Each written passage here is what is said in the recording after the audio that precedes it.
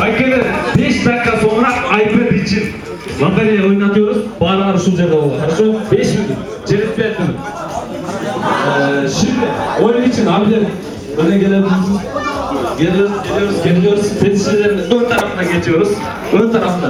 Normal ön tarafta. Tamam abi. Tamam abi. Şimdi müzik çalacak, tamam mı? Herkes kim ilk olarak başaramak lazım abi. Evet, içeri koyacağız, tamam mı? Biz oynatmamız lazım. Şimdi bir dakika.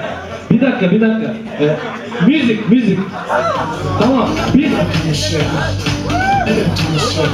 Elle değil, oynatıyoruz, tamam. Müzik gitti, hadi.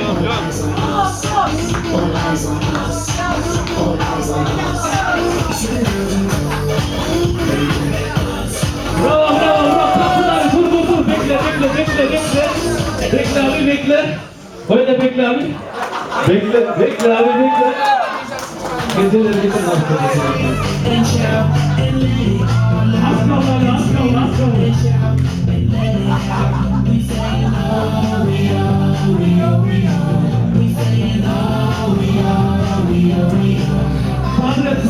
Sabret.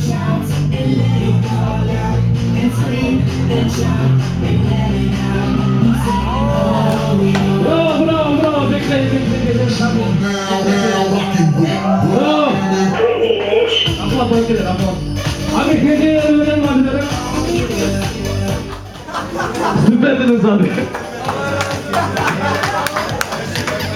Hakkını.